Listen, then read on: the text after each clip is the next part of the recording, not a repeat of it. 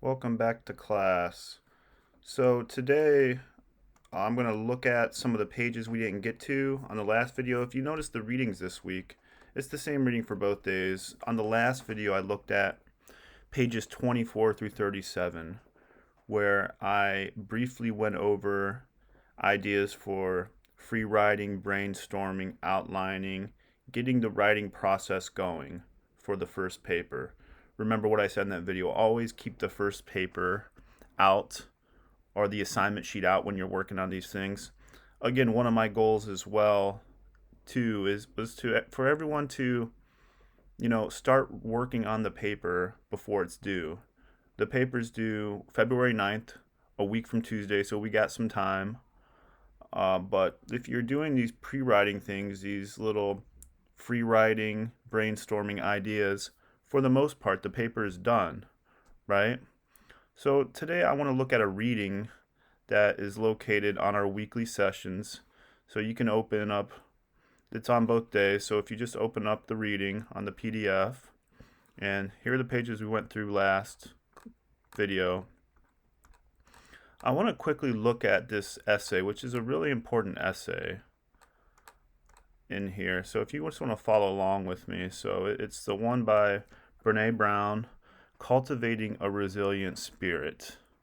So let's look at this quickly and talk about some of these ideas and notions, because what this essay mentions and touches upon is extremely helpful in college, right? A lot of you have already probably practiced some of these ideas.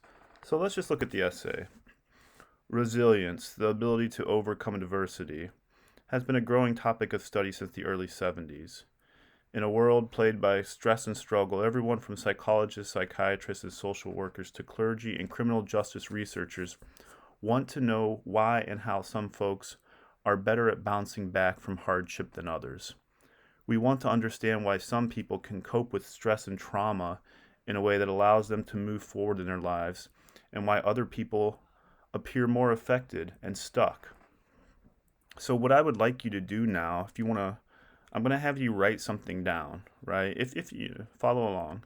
So on a scrap piece of paper, I want you to jot down some notes and talk about what do you do, you personally, what do you do when you come upon something that's difficult, something that's hard to do? I'm thinking we could talk specifically about schoolwork. What do you do if you have some work to do or some project, if you're stuck with it? Do you give up on it, or do you burn through it? So what I would want you to do now is answer this question, and after I ask this question, pause the video and spend a few minutes writing on it. So how would you define resilience?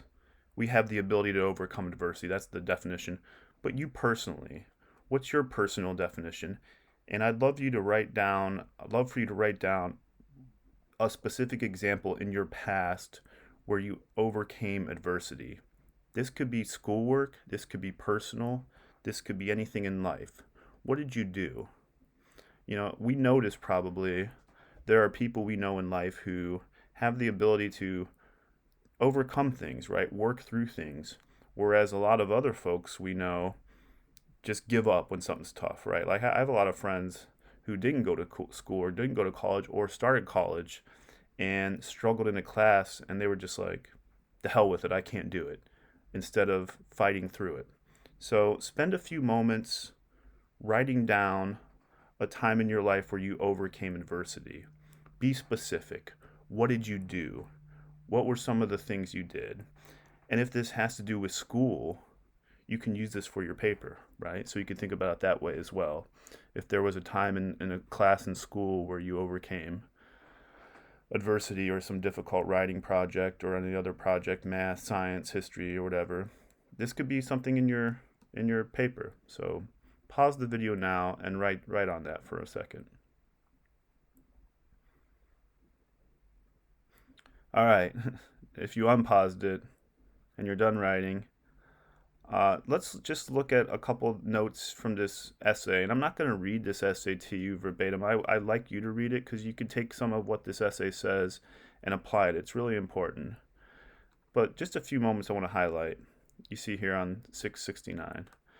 It wasn't difficult to recognize these stories as tales of resilience because I was in graduate school during the heyday of resilience research.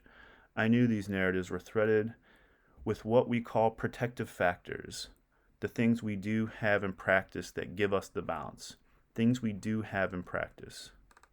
So let's look at this. What makes up resilience? One, they are people, individuals who are resilient and can overcome difficulties. They are resourceful and have good problem-solving skills. Problem solving, critical thinking. If you face something difficult, how do you break it down into small steps or break it down to look at it? If you notice, these are some things we're working on with writing, right? When you break writing down to small steps, it's much easier than to just look at it as a whole of something you have to overcome. They are more likely to seek help. This is extremely important. And when I started in school, I had a hell of a time asking people for help. I really struggled because initially I thought that was a sign of weakness. However, as you go along, if you're struggling with something, you got to ask somebody to help you. Think of writing this paper in this class. If you're struggling, reach out and ask me, and we could set up a meeting one-on-one. Contact the writing center, the tutoring center, and they can help you as well. They hold the belief that they can do something that will help them to manage their feelings and to cope. So what are some practices we all use to manage things instead of letting them spiral out of control? They have social support available to them. And this social support could be like a learning community. And I think 4 and 5 overlap and intertwine. They are connected with others such as family or friends. And think about this, right? I mean, this is extremely important with school as well. It's important to surround yourselves and interact with other folks who are in school and working toward the same thing you are. It's a cliche, right? That you are who you surround yourself with. If you're hanging out with a bunch of folks or friends who are trying to take you down or saying, what are you in school for, things aren't going to turn out well. So it's important to surround yourself with positive people who are working toward things, working toward goals. So going on, there's something more, right? Protective factors that they talk about, practicing critical awareness. So this is important. A way of thinking. I have this note. I was shocked to discover that hope is not an emotion. It's a way of thinking or a cognitive process.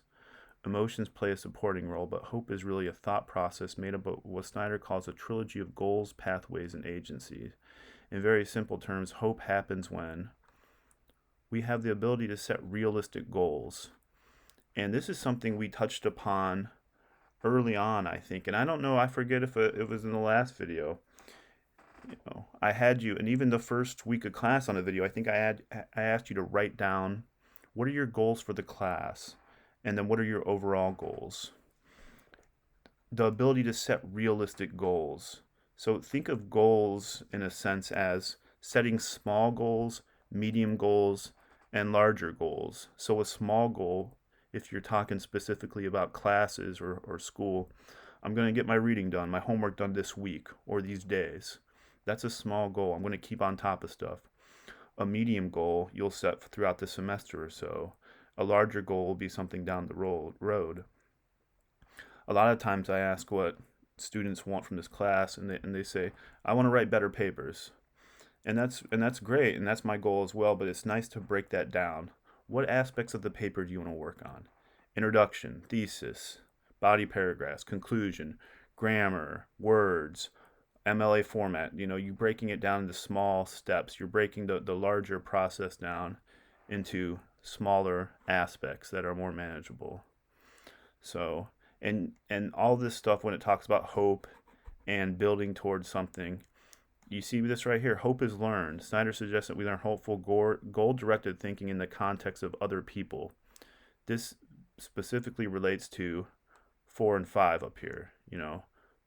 Social support and available with other, hanging out with other positive folks. So there's that stuff. Willing to be flexible, and everything I've underlined. Like I'm not gonna sit here and read this to you. This is really important stuff, though. This is interesting. Practicing critical awareness. is what I'm seeing real? Do these images convey real life or fantasy? Do these images reflect healthy, wholehearted living? Or do they turn my life, my body, my family into objects and commodities? So think of everything we look and watch and read and subsume through media, right? So finish this essay. You see all my notes in here. I again, I didn't plan this, and I wrote this. I talked about this in the video on Tuesday. This is a nice model. These pages of annotating and making notes on your pages, right? This is my instructor copy, which I'd like to use so you don't have to spend a bunch of money on these books. But if you see the notes I'm making, I write down something important, a word, 3 things. I underline important things. You have the topic sentence. You have these aspects. But yeah, check this out. Read this. I'm not going to sit here and read the whole essay. It's extremely important. But developing these practices and tactics are really essential for success in college. A lot of times what people have told me about college, I've been around college with my bachelor's, master's, and PhD 20 years or so. And college, it's a grind. It's about who can really grind it out. And what I mean is you're going to have a lot of ups and downs, right? You're going to have a lot of moments where you're extremely successful and other times where it's a slog, it's a drag. And I want you to think about this in context of semesters. The first couple weeks of the semester, everyone's raring to go. Everyone's doing great. You get into those dog days, though, those middle weeks, weeks 6, 7, 8, 9, where it's a drag. That's the time where you really got to keep on top of stuff. And what I see most as well is a lot of students, they start off really great. They hit this drag in the middle, and then they start to panic at the end, week 13, 14, like, oh shit, I got to get all my work done.